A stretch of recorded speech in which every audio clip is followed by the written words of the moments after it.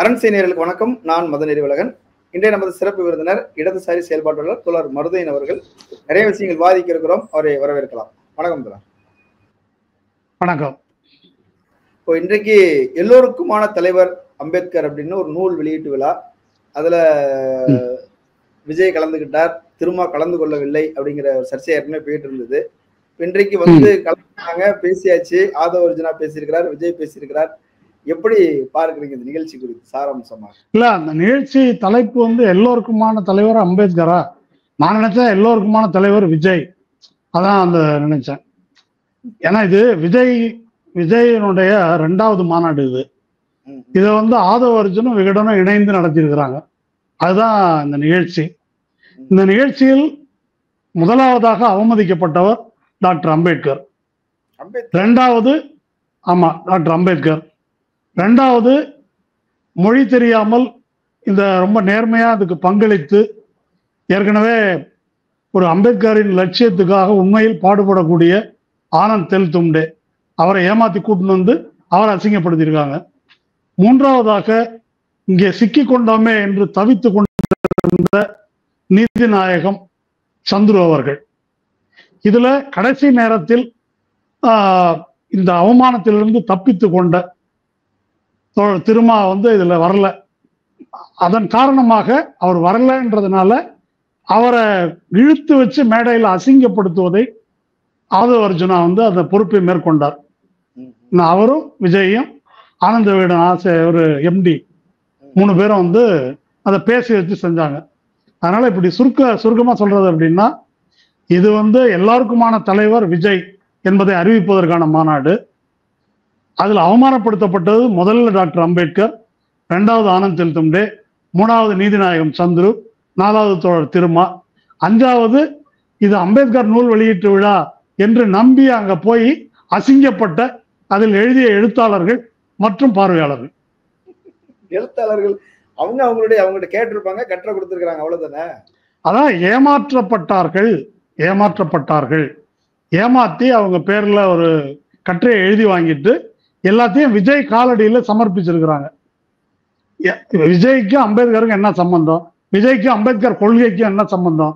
முன்னாள் நடத்தின மாநாட்டுல ஒரு கட் அவுட் வச்சதுக்கு மேல அவருக்கு அது ஆமாமா கொள்கை தலைவர். அதை இப்ப வெளியுறவுத்துறை பேட்டி கொடுத்திருக்காரு, போயிட்டு இருக்கு இல்ல. என்ன, விஜய்க்கு அம்பேத்கருக்கு சம்பந்தம் இல்லை என்பதை நான் சொல்வதை விட விஜய் ரசிகர் தெளிவா சொல்லியிருக்காங்க. விஜயை தவறாக வழி நடத்துகிறார்கள் அப்படின்னு அவர் கவலைப்பட்டிருக்காரு. சரிதானா? அது ரொம்ப உண்மையான கருத்து அவர் சொல்லியிருக்கிறது. அது எப்படி ஒரு போலித்தனமான நாடகம், இது ஒரு பித்தலாட்டம் என்பதை அந்த ரசிகர் தன்னுடைய ஒப்புதல் வாக்குமூலத்தின் மூலமா அம்பலப்படுத்தியிருக்காரு. அப்படிதான் அதை எடுத்துக்கணும். கட்சி உறுப்பினர் சொல்லியே தானே சொல்றாரு. ஆமாங்க, விஜயை ஏமாத்திட்டாங்கன்னு அவர் சொல்றாரு, விஜய் ஊரை ஏமாத்துறாரு நான் சொல்றேன். என்ன, ரெண்டுக்கும் ரிசல்ட் அர்த்தம் ஒண்ணுதான், சொல்ல வர்ற விஷயம் ஒண்ணுதான். விஜய் சொல்வது உண்மை அல்ல அப்படின்னு தான் அவர் சொல்றது. விஜய்க்கு ஒன்றும் விவரம் தெரியாது, அவர் ஒரு அடிமுட்டாள், அவரை ஏமாத்தி கொண்டு போய் இந்த மாதிரி அம்பேத்கர் அது இதுன்னு சொல்லிட்டு இருக்கிறாங்க. இங்க ஒன்றும் ஜாதி ஒடுக்குமுறையெல்லாம் கிடையவே கிடையாது, அதெல்லாம் 18ஆம் நூற்றாண்டு விவகாரம், இப்ப எங்க அதெல்லாம் இருக்குதுன்னு அவர் கேட்கிறாரு. சரிதானா? அந்த கேள்வி எதற்கும் விஜயிடம் பதில் இல்லை. அதுல ஒரே ஒரு இதை அவர் 2 பக்கத்தை படிச்சுட்டு மனப்பாடம் பண்ணி அவர் ஒப்பிச்சிருக்காரு. அதுக்கு மேல ஒண்ணும் இல்லை. இந்த விஜயை கூப்பிட்டு இந்த மாதிரி இந்த சாமியார்களை ரெடி பண்ணி இந்த அமிர்தானந்த மாயை இயக்குற ஒரு கூட்டம் போல, சாமியார்களை வச்சு செட்டப் பண்ணி இயக்குகின்ற கூட்டம் போல ஆனந்த விகடன் சீனிவாசன், ஆதவ அர்ஜுன், இப்படி ஒரு கேங் விஜயை செட்டப் பண்ணி அப்படி இறக்கி இருக்குது. அவரு நான் இப்படி சொல்றதுக்கு வருத்தப்படாதீங்க, ஆடு திருடின மாதிரி முடிச்சுக்கிட்டு இருந்தாரு மேடையில. கடைசியில அவரு மனப்பாடம் பண்ணதை எப்படி ஒப்பிக்கிறது என்ற ஒரு கவலை மட்டும்தான் அவருடைய முகத்துல தெரிஞ்சது. கடைசியில ஒரு மாதிரி ஒப்பிச்சுட்டு கடைசியில சொல்ல வேண்டிய பஞ்ச் டயலாக இந்த கடைசியா அங்க ஒண்ணு பேசினார்ல, கூட்டணி மறந்துட்டேன்னு, அது மாதிரி மறந்துட்டேன், திரும்ப அங்க இருக்காரு, அவர் மனசு இங்க இருக்கு, அந்த டயலாக தான் ஏற்கனவே அவர் பேசிட்டாரு ஆதவ அர்ஜுனா. அதே டயலாக பேசிட்டு முடிச்சுட்டாரு. ரொம்ப வெட்கக்கேடான, சரியான வார்த்தையில சொன்னாக்க ஒரு ஆபாசமான ஒரு நிகழ்வு. ஆனா இதுல ஒரு அரசியல் நடவடிக்கை இருக்குது. 2026க்கான தேர்தல் கூட்டணி குறித்தான கணக்குகளும் இதுல இருக்குது. திருமாவுடைய மனசாட்சி இங்கதான் இருக்குது அப்படின்லாம் உறுதியா சொல்ற ஆதவ் அர்ஜுனா சொல்றாரு. அதுதாங்க நான் முதல்ல சொல்லிட்டேனே, இது 2வது மாநாடுன்னு சொல்லிட்டேன். அதுதான் ஆதவ் அர்ஜுனா பேசுனது. என்ன, விஜய் வந்து அந்த மாநாட்டுல உரையாற்றினார். அவருடைய மாநாட்டுல விஜய் சார்பாக இங்க ஆதவ் அர்ஜுனா உரையாற்றினார். இங்க அவர் வந்து முதன்மையான, இப்ப நீங்க நல்லா கவனிச்சு பாருங்க, இந்த நாட்டின் முதன்மையான எதிரி இந்துத்துவ பாசிசம், ஜனநாயகத்தை அவங்கள்ட்ட இருந்து தான் காப்பாற்றணும் அப்படின்னு அந்த மேடையில பேசினது 2 பேர். ஒருத்தர் நீதியரசர் சந்துரு, இன்னொருத்தர் ஆனந்த் தெல்தும்டே. சந்துரு இன்னும் தெளிவா சொன்னாரு, இந்த பக்கம் இந்தியா கூட்டணி ராகுல் காந்தி, அந்த பக்கம் அவங்க, நீங்க எந்த பக்கம்னு முடிவு பண்ணணும், நாங்க 2 பக்கமும் இல்லைன்றதுதான் விஜய். சரிதானா? பாசிசமா பாயாசமா அப்படின்னு கேட்டு அதுக்கு கைதட்டல் வாங்கினாங்கல்ல, அது அவர் பேசினாரு. அது பெரிய ஏதோ ஒரு தத்துவத்தை சொல்லிட்ட மாதிரி. இதை காட்டிலும் ஆனந்த் தெல்தும்டேயும் சந்துருவையும் அசிங்கப்படுத்தி அவமானப்படுத்துறதுக்கு வேற எதுவும் தேவையில்லை. என்ன, இந்துத்துவ பாசிசத்தை பத்தி அவங்க 2 பேரும் சீரியஸா பேசிட்டு இருக்கிறாங்க. இவங்க வந்து நீங்க சொல்றது பாகிஸ்தான், அவங்க சொல்றது செய்யறது பாகிஸ்தான்னா நீங்க செய்யறது பாயசமா அப்படின்னு ஒரு பெரிய தத்துவ கேள்வியை கேட்டாருன்னு சொல்லி இங்க பேசினாங்க. இவர்கள் வந்து இந்துத்துவாவின் பி டீம், பிஜேபியினுடைய கையாட்கள், எடுபிடிகள் என்பதற்கு இதை விட சான்று தேவையில்லை. நாகரிகம் கருதிய என்னவோ நீதியரசர் சந்துரு வந்து இப்படி சொல்லிட்டு விட்டாரு. 2 பக்கம் தான்ப்பா இருக்குது, இதுல எந்த பக்கம்னு சொல்லிட்டு அவர் விட்டாரு. அவருக்கு மொழி தெரியல, ஜனநாயகத்துக்கு இவன்கிட்ட இருந்து ஆபத்து, இதுதான் பிரச்சனைன்னு சொல்லி அவர் முடிச்சுட்டாரு. சரிதானா? ஆனா இது 2 சொல்லுங்க. இல்ல, இப்போ திருமாவின் மனசாட்சி இங்க இருக்கும்னு ஆதவ் சொல்றாரு, விஜயும் சொல்றாரு. ஆனா திருமா வந்து அவர் ஒரு அறிக்கையை வந்து கொடுக்குறாரு. இந்த நிகழ்ச்சி ஒரு என்ன நடக்குங்கிறத முன்னாடி யூகிச்சுட்டாரோ என்னவோ தெரியல. அவர் வந்து எனக்கு இதுக்கு சம்பந்தம் இல்லைங்கிறது போல, இதுல ஏதோ பெரிய சதி இருக்குது அப்படிலாம் சொல்றாரு. அவர் கட்சிக்காரர் தான் அந்த நிகழ்ச்சிக்கு ஃபண்ட் பண்ணிருக்கிறாரு. அவர் தான் முழு செலவையும் பார்த்துட்டார். விகடனை வந்து அவங்க பிரசுரம் தான், செலவு முழுக்க ஆதவ அர்ஜுனா தான். இவருக்கு தெரியாம நடக்குதா அல்லது இவரை மீறி நடக்குதா ஒன்றும் புரியலையே. இல்லைங்க, இப்ப அவங்க சொல்றது என்னன்னாக்கா, திருமாவிட்ட ஏதோ மிரட்டி எழுதி கையெழுத்து வாங்கிட்டாங்க திமுகல அந்த அறிக்கை. அவர் திருமா சொந்த புத்தியில சுயமா யோசிச்சு அறிவிட்டது அல்ல, அவர் ஒரு நிர்பந்தத்துல இருக்கிறாராம். அப்படி கையெழுத்து வாங்கி வெக்கமா இல்லை உங்களுக்கு இதை சொல்றதுக்கு? அதனாலதான் நான் சொல்றேன், விசிக தொண்டர்கள் தயவு செய்து சிந்திக்கணும். இதை விட உங்கள் தலைவரை இதை விட யாரும் கேவலப்படுத்த முடியாது. ஆதவ அர்ஜுனாவும் விஜயும் அந்த அளவுக்கு இழிவுபடுத்தி இருக்கிறார்கள். அவர் சுயமரியாதை இல்லாதவரா, சுய சிந்தனை இல்லாதவரா, இந்த மாதிரி மிரட்டலுக்கு அஞ்சக்கூடியவரா? 40 ஆண்டுகளாக தலித் மக்களுடைய விடுதலைக்காக போராடி இருக்கிறவர். நீ முந்தா நாள் அரசியலுக்கு வந்திருக்கிற, நீ கோடீஸ்வரன். நீங்க 2 பேரும் வந்து கருப்பு பணத்திலே பிறந்து வளர்ந்தவர்கள். நீங்க முந்தா நாள் அரசியலுக்கு வந்துட்டு அவருக்கு தைரியம் இல்லை, நீங்க தைரியசாலிகளா? பிஜேபி இந்துத்துவான்ற வார்த்தை வாயில வரல, விஜய் வாயில. இவர் சொல்றாரு பிஜேபிக்கு 2% தான், அதெல்லாம் இங்க அபாயம் இல்லை, ஏதோ தமிழ்நாட்டுக்கு மட்டும் தனி நாடு போல் இருக்குது, இது இங்க ஒன்றும் அபாயம் இல்லை. இந்த டயலாக சவுக்கு சங்கர் பேசிதான் நம்ம ஏற்கனவே கேட்டிருக்கிறோம். சவுக்கு சங்கர் டயலாக தான் ஆதவ் பேசுறாரு. சவுக்கு சங்கருக்கு பல அவதாரங்கள் இருக்கு, அதுல ஒரு அவதாரம் தான் ஆதவ் அர்ஜுனா. சரிதானா? விஜய் பேசுறாரு மணிப்பூர்ல சட்டம் ஒழுங்கு பிரச்சனையா, இதை விட ஒரு வெங்காயத்தையும் அவரால் கண்டுபிடிக்க முடியல. நீ வந்ததுல இருந்து இப்ப அதானி ஊழல் சந்திச்சிருக்குது உலகமே. அங்க மசூதி அடிச்சிருக்கிறான் சம்பல்ல, திரும்ப பாபர் மசூதி மாதிரி ஒண்ணு வருது. எத்தனை அக்கிரமங்கள் அரங்கேறது. முந்தா நாள் இசைவாணி மேட்டர் நடந்திருக்குது. எதை பத்தி நீங்க பேசிருக்கிறீங்க? எதை பத்தி பேச துணிவு இருக்குது? இவர் தண்ணியில இறங்கி நிக்க மாட்டாராம். அந்த டிராமால எல்லாம் இவருக்கு நம்பிக்கை இல்லையா? அசிங்கமா இல்ல இதை கேட்கறதுக்கு, ஊரே காரி துப்புது. இப்படி சொல்லுங்க. சம்பிரதாயத்துக்கு உடன்பாடு இல்ல. ஆமா ஆமா, எல்லாரும் இப்ப பெரியாரும் சம்பிரதாயத்துக்கு தான் செஞ்சாரு, அண்ணா சம்பிரதாயத்துக்கு தான் தெரு தெருவா சுத்தினாரு, கலைஞர் சம்பிரதாயத்துக்கு தான் சுத்தினாரு. இவர் சம்பிரதாயத்துல நம்பிக்கை இல்லாதவர், 12 அடி காம்பவுண்ட் செவத்துக்குள்ள இருந்துவாரு, மக்கள் எல்லாம் அங்க வரவழைச்சு நிவாரணம் வழங்குவாரு. இவர் முதல்வரா வந்து உட்கார்ந்து எல்லா பிரச்சனைக்கும் சிம்பிளான தீர்வு இருக்குதான். அது என்னன்னா இவரை முதல்வராக்குறது. அவ்வளவு மானங்கெட்டா போயிடுச்சு தமிழ்நாடு.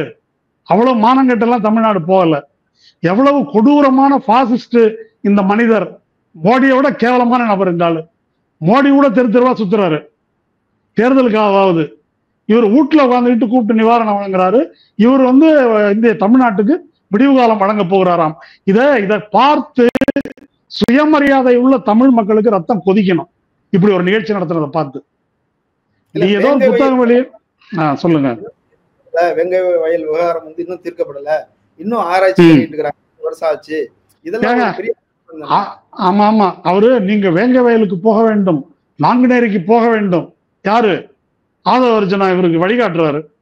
அவரு வந்து வெள்ள நிவாரணம் கொடுக்கறதுக்கே தண்ணியில கால் வைக்காதவர், அவர் வீட்டுக்கு வர வச்சு கொடுக்குறவர். வேங்கை வயலுக்கும் இப்ப இங்க வர வச்சுட்டாங்க அவங்கள. இவர் எங்க வேங்கை வயலுக்கு போறது, வெங்காய வயலுக்கு போறது? இதெல்லாம் ஒரு பேச்சு. அசிங்கமா இல்ல இதை கேட்கறதுக்கு? கேவலமா இல்ல? அதாவது திமுக அரசை தாக்குவதற்கு என்ன ஒன்னு ரெண்டு கிடைக்கும் அப்படின்றத தேர்ந்தெடுத்து அவற்றை வந்து பேசுகிறார்கள். ஒண்ணு. ரெண்டாவது ரொம்ப முக்கியம். ஆதவ அர்ஜுனா பேசும்போது நீங்க கவனிச்சிருக்கலாம், அவங்க வாய்ஸ் ஆஃப் காமன்ஸ் ஒரு இயக்கமா, அவங்க மதுவிலக்கு இயக்கம் எடுக்கிறாங்களாம், அதன் அங்கமாக விசிகா மாநாடு நடந்துச்சா? கேட்டீங்களா? அதை இப்ப விசிகா வந்து வாய்ஸ் ஆஃப் காமன்ஸினுடைய கிளை அமைப்பா அவர் அறிவிக்கிறார். இதை விசிகா தோழர்கள் கவனிச்சாங்களான்னு எனக்கு தெரியல. இத்தனை காலமாக பாடுபட்டு உருவாக்கிய கட்சியை சில கோடி ரூபாய்கள் கருப்பு பணம் கையில் வைத்திருக்கக்கூடிய ஒரு நபர் அந்த கட்சியை மொத்தமா கடத்த முடியும் என்று சொன்னால் இந்த நாடு எங்க இருக்குது?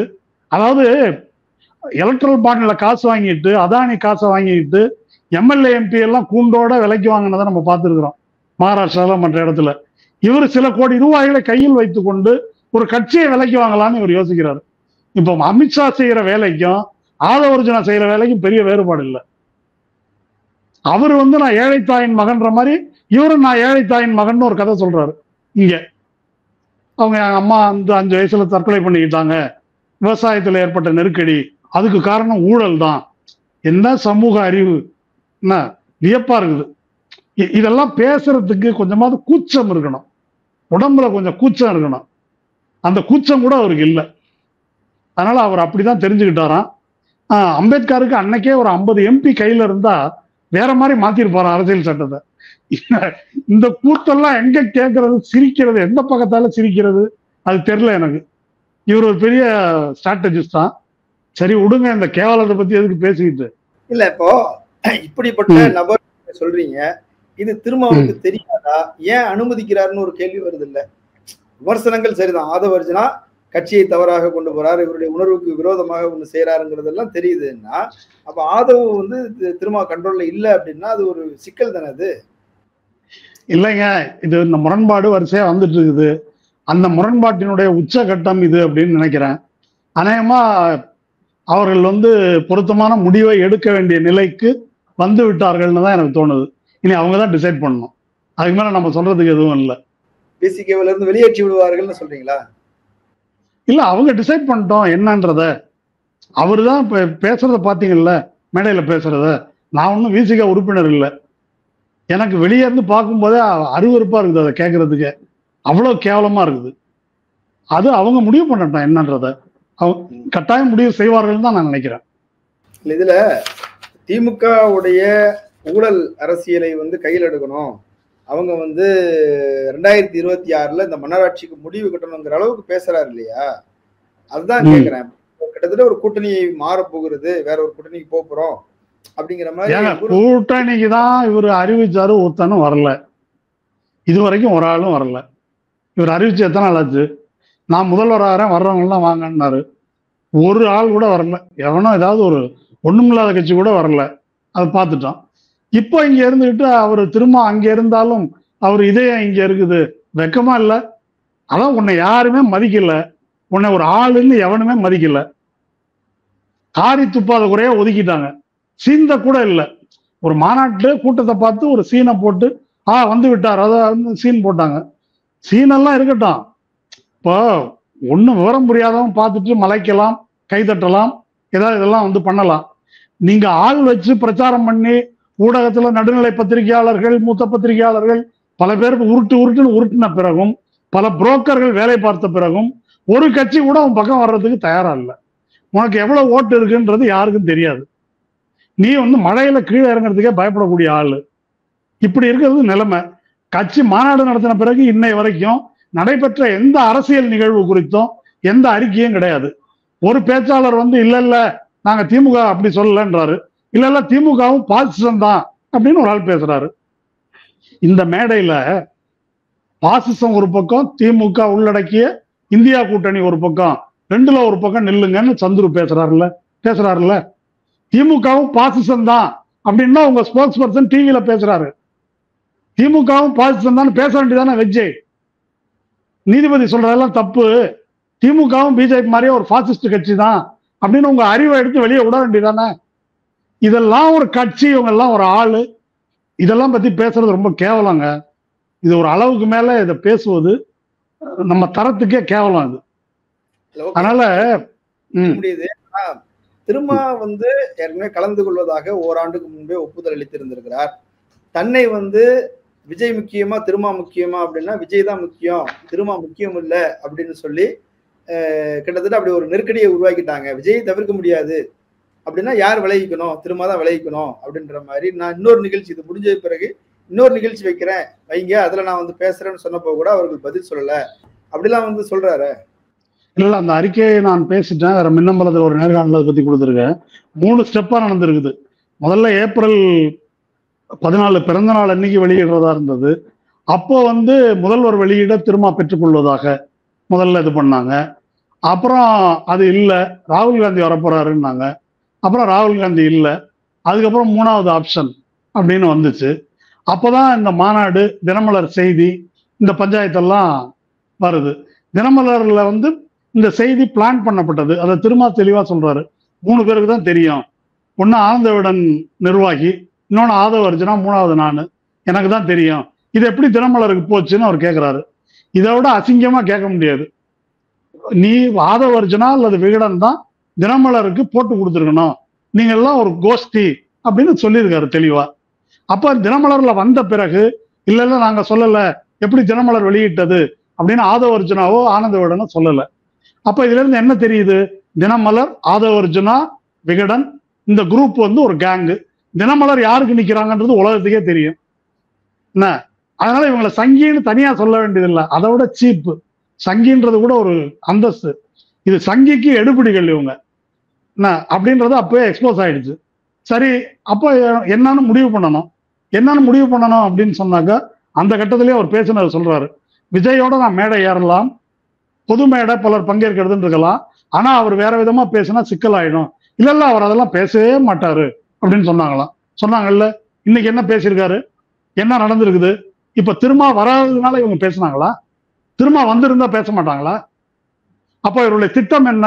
அது கரெக்டா புரிஞ்சுக்கிட்டு அவர் ஒதுங்கிட்டாரு. இப்ப திருமாவா விஜயா என்றால் திருமாவை விட விஜய் முக்கியம் என்று விகடன் அல்ல, விகடன் 2வது தான், முதல்ல ஆதவ அர்ஜுனா முடிவு பண்ணியிருக்காரு. அவர் விசிகால ஒரு ஆபீஸ் பேரர் என்பது உண்மையானால், அந்த கட்சிக்கு அவர் விசுவாசமா இருப்பது உண்மையானால், தலித் மக்களுக்காக பாடுபடுவோர் எங்க தலைவர் தான், அவரை கூப்பிடுறதுதான் பொருத்தம். அவர் வந்து விஜய் வந்தா வரமாட்டேன் அப்படின்னு சொன்னாக்கா இதுல 2ல ஒரு சாய்ஸ் அப்படின்னு சொன்னா எங்க தலைவர் தான் என்னுடைய சாய்ஸ் என்று அவர் சொல்லி இருக்கணும். அதை சொல்லல என்பதிலிருந்தே அவர் அந்த கட்சிக்கு விசுவாசமற்றவர் என்பதற்கு முதல் நிரூபணம் அது. அப்ப அப்படி தேர்ந்தெடுத்திருக்காங்க. இதுதான் இவங்களுடைய லட்சணம். இதுக்கு மேல சொல்லுங்க. தலைவர் அப்படின்னு சொன்னா தலித்துகள் தான் ஒரு பகலம் பேசிட்டு இருக்கிறோம், தலித்து கட்சிகள் தான் பேசிட்டு இருக்குது. அந்த நிலைமையை மாத்தி இன்னைக்கு எல்லோருக்குமான ஒரு தலைவர் அப்படின்னு அவரை கொண்டு வரும்போது விஜய் போன்ற ஒருத்தர் அதை வெளியிடுவது தானே சரியா இருக்கும் அப்படின்னு சொல்றாங்க. இப்ப எல்லோருக்குமான தலைவர் அப்படின்றத சொல்றதுக்கு தானே விஜயை கூப்பிட்டாங்க.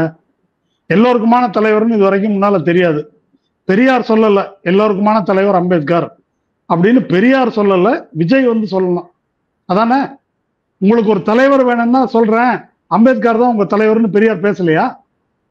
பெரியார் சொல்லலையா? எல்லாரும் பேசியிருக்காங்க. அவங்களுக்கெல்லாம் அறிவு கிடையாது, அவனுக்கெல்லாம் பெரிய இது கிடையாது. விஜய் வந்து சொல்லணும் எல்லோருக்குமான தலைவர் அப்படின்னு சொன்னா எல்லாரும் ஒத்துக்குவாங்க. ஒத்துக்கிட்ட லட்சணத்தை தான் வாசல்லே பார்த்தோமே. இவர் சொன்னதை அவங்க தொண்டர்கள் எப்படி ஒத்துக்கிட்டாங்கன்ற லட்சணத்தை மாநாட்டு வாசல்லே பார்த்தோம்ல, நிகழ்ச்சி வாசல்லையே. அதனால இந்த பித்தலாட்டம் நாடகம் எல்லாம் செல்லாது. இதெல்லாம் சினிமா டயலாக் கிடையாது. இதெல்லாம் வந்து அப்படியெல்லாம் ஓட்டக்கூடிய மாற்றம் கிடையாது. ஒரு தலித் கட்சிக்கு அல்லது தலித் அமைப்புக்கு வந்து ஒரு அதிகாரத்தில் பங்கு, ஆட்சியில் பங்குன்னு சொன்னா அவங்களுக்கு கோபம் வருது. தலித்துகள் வந்து தமிழ்நாட்டில் 1,40,00,000 பேர் இருக்கிறாங்க. அவங்களுக்கு வந்து போதிய பிரதிநிதித்துவம் இல்லை, அதிகாரம் இல்லை அப்படின்னு கேட்குறோம். அவங்களுக்கு வந்து ஒரு பொது தொகுதியில தலித்து ஒருத்தரை நிறுத்த முடியல, அந்த அளவுக்கு வந்து இருக்குது. அம்பேத்கர் வந்து என்ன சொல்றாரு, அதிகாரத்துக்காக போராடணும்னு சொல்லியிருக்கிறாரு. அப்ப அதிகாரம் ரொம்ப முக்கியம். அதிகாரத்தை எங்களுடைய இந்த கோரிக்கையை ஏற்றுக்கொண்டவர், தலித் ஒருத்தர் முதலமைச்சர் ஆகணுங்கிறத ஏற்றுக்கொண்டவர் விஜய் மட்டும்தான் தானே ஆதவ் சொல்றாரு. இங்க பாருங்க, அம்பேத்கரை சும்மா இழுக்காதீங்க. அவரை எதுக்கு போதுமான அளவு அசிங்கப்படுத்திட்டாங்க. அதிகாரத்துக்கு போராடுவதுன்னு அவர் சொன்னதுக்கெல்லாம் அர்த்தம் வேற. அதையும் ஆனந்த் செலுத்துடைய மேடையில வச்சுக்கிட்டு இந்த கூத்தெல்லாம் பேச வேணாம். என்ன, அதற்கு பொருளே வேற. சரி, பொது தொகுதியில நிறுத்தல, எனக்கு மந்திரி பதவி கொடுக்கல, இந்த கருமத்தெல்லாம் சீமான் பேசுற டயலாக் தான் இப்ப இவர் பேசுறாரு. இதுக்கெல்லாம் திருமா போதுமான அளவு பதில் சொல்லிட்டாரு. ஆதவ் பேசுற எல்லாத்துக்கும் திருமா பதில் ஏற்கனவே சொல்லிட்டாரு. நான் எதுக்கு சொல்லணும்? அந்த பதில் உனக்கு ஓப்பாக இல்லைன்னா கட்சியை விட்டு வெளியே போ. கட்சியில இருந்துகிட்டு எதுக்கு இப்ப இதெல்லாம் தேவையா? இது வந்து 5ஆம் படை வேலை பார்க்கறது. இதுதான் இருந்துகிட்டே வேலை செய்யறது, 5ஆம் படை வேலை பார்க்கறது. அந்த வேலை தான் அவர் செய்யறது. இந்த கேள்வி எதற்கும் நான் பதில் சொல்ல வேண்டியதில்லை. இந்த கேள்விக்கெல்லாம் அவர் பதில் சொல்லிட்டாரு. விஜய் பேசினதுக்கு பிறகும் திருமா இதற்கெல்லாம் விளக்கம் சொல்லிட்டாரு. அதனால இது எதற்கும் அவருக்கு நம்ம பதில் சொல்ல வேண்டியதில்லை. ஆதவ அர்ஜுனாவை ஒரு அரசியல்வாதியாக மதித்து பதில் சொல்லக்கூடிய துர்ப்பாக்கியமான நிலைக்கு என்ன தள்ளாதீங்க. சரி, ஆனால் அம்பேத்கர் நூல் வெளியீட்டு விழாவுக்கு விஜய் வந்தது காரணமாக இன்னைக்கு வந்து திமுக அமைச்சர்கள் அம்பேத்கர் சிலைக்கு மாலை போட்டுக்கிறாங்க, அம்பேத்கர் வாழ்கன்னு முழக்கம் போட்டுக்கிறாங்க. இது விஜயால் ஏற்பட்ட நிகழ்வு தான், அந்த மாற்றத்துக்கு காரணமே விஜய் தான் அப்படின்னு சொல்றாரு அவரு. இதெல்லாம் சில்லறத்தனம். அதை விட்டுருங்க. சமூக நீதி நாள்னு அறிவிச்சு அதை செஞ்சுட்டு இருக்கிறாங்க. அந்த நபர் பேசினத ஒரு மரியாதைக்குரிய அரசியல் கருத்தாக என்னிடம் கேள்வி கேட்காதீங்க. ஓகே, ஆனா விஜய் சில 2 கோரிக்கை வச்சிருக்கிறாரு இல்லையா, வந்து ஒன்றிய அரசுக்கு, இந்திய ஒன்றிய அரசுக்குன்னு சொல்லியே கோரிக்கை வைக்கிறார். வந்து தேர்தல் தேர்தல் என்பது ஒரு நம்பகத்தன்மை இருக்கணும், அதுக்கு தேர்தல் அதிகாரியை வந்து எல்லாரும் ஒருமனதா தேர்ந்தெடுக்கணும் அப்படின்றத ஒரு கோரிக்கையா சொல்றாரு. ஏப்ரல் 14 வந்து ஜனநாயக உரிமைக்கான நாளாக வந்து அறிவிக்கணும் அப்படிலாம் கோரிக்கை வச்சிருக்கிறாரு இல்லையா? அது இந்த நிகழ்ச்சியின் ஒரு முக்கியத்துவம் வாய்ந்த ஒண்ணு இல்லையா? முதல் கோரிக்கை ஒரு கேலி கூத்து, 2வது கோரிக்கை ஒரு காமெடி. முதல் கோரிக்கையில தேர்தல் ஒழுங்காக நடக்கவில்லை என்று நான் சொல்லவில்லை. முதல்ல ஒரு டிஸ்கி போட்டுடுறாரு. தேர்தல் என்ன யோகியதால நடக்குது, 69 தொகுதியில பிரச்சனைன்னு நாடாளுமன்ற தேர்தலில் பேசியிருக்கோம். மகாராஷ்டிராவில் என்ன நடந்திருக்குதுன்னு விவாதம் போயிட்டு இருக்குது. இவிஎம் பற்றிய பிரச்சனை விவாதத்தில் இருக்குது. இதுவரைக்கும் விவாதிக்காதவங்கலாம் விவாதிச்சுட்டு இருக்கிறாங்க. இவருக்கு வந்து சந்தேகமா இருக்குன்னு சொல்றதுக்கே பயம். சந்தேகமா இருக்குன்னு நான் சொல்லல, ஆனா ஒரு மனதா தேர்ந்தெடு, என்ன வெங்காய மனதா தேர்ந்தெடுக்கணும். அந்த தீர்ப்பை கொடுத்துட்டு தான் அதை தூக்கி ஓரமா வச்சுட்டு நாங்க போடுற ஆள் தான் வந்து கொண்டாந்துருக்காரு. அதை கண்டித்து எதிர்த்து நீ எதுவும் பேசினதில்லை, பேசுறதுக்கு உனக்கு தைரியமும் முதுகெலும்பும் கிடையாது. அப்புறம் ஒரு கோரிக்கை என்ன வைக்கிறது? கோரிக்கை இப்ப அதுவா பிரச்சனை? மொத்தத்திலே எல்லாம் போயிடுச்சு.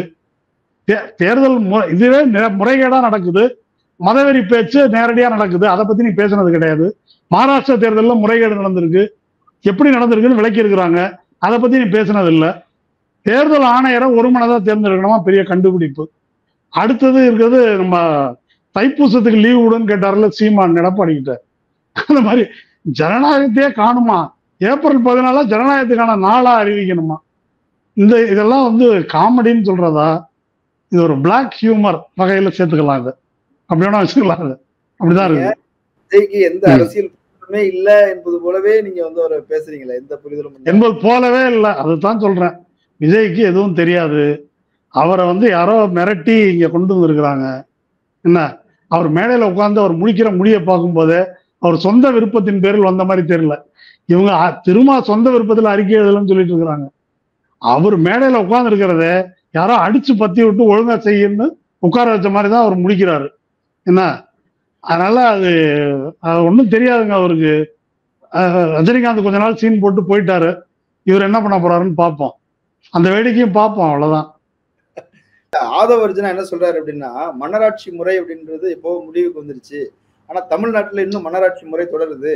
பிறப்பால் ஒரு ஒரு பிரிவிலேஜ் கிடைக்கிறது தான் சனாதனம் என்றால், இங்க வந்து பிறப்பினால் வந்து ஒரு உரிமை கிடைச்சிக்கிட்டே இருக்குது. அந்த மன்னராட்சி முறையை ஒழிக்கணும். ஊழல், நீங்க வந்து போலி திராவிடம்னு ஒண்ணு இருக்குது. சங்கராச்சாரியார் வந்து உண்மையான சாமியார், போலி சாமியார்லாம் இருக்கிறாங்க, இவர் உண்மையான சாமியார். அது மாதிரி ஆமாமா, அவர் உண்மையான ஜெகத்குருவை மதிக்கிறாராம். அதான் அம்பேத்கர் சொல்லியிருக்காரு.